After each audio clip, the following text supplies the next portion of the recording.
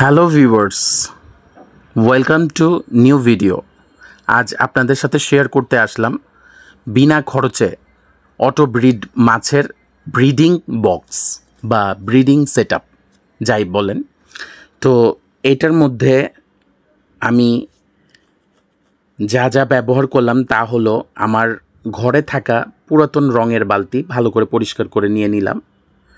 এরপর ঘরে দই খেয়েছিলাম, সে দইয়ের হাঁড়ির মধ্যে আমার অ্যাকোরিয়ামেরই এক্সট্রা জঙ্গল বেল গাছ কিছু ছিল, সেটাকে বালু দিয়ে হাঁড়িটার মধ্যে অ্যাড করে নিয়েছি।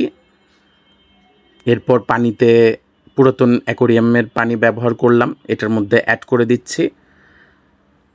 অ্যাড করে দেওয়ার পর আমার যে অটো ব্রিডের মাছ আছে সেটা আমার কাছে আছে হলো প্লাটি। আপনারা গাপ্পিও ব্যবহার করতে পারেন,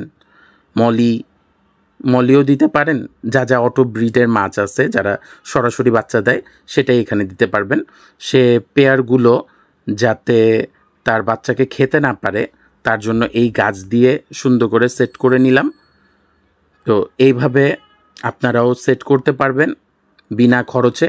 আর যদি টাকা দিয়ে আপনাদের কিনতে হয় তাহলে বালতির দাম পড়বে 50 টাকা, দইয়ের হাঁড়ির দাম পড়বে 20 টাকা, গাছ যতটুকু গাছ এখানে দিয়েছি তার দাম পড়বে 50 টাকা, বাস এই খরচ। তো এইভাবেই সিম্পলভাবে আপনি একটি অটো ব্রিড মাছের ব্রিডিং সেটআপ রেডি করতে পারবেন। খুব সিম্পলভাবে এই আইডিয়া আপনাদের সাথে শেয়ার করলাম। এতক্ষণ দেখার জন্য থ্যাঙ্কস টু ওয়াচিং। বাবাই, টাটা।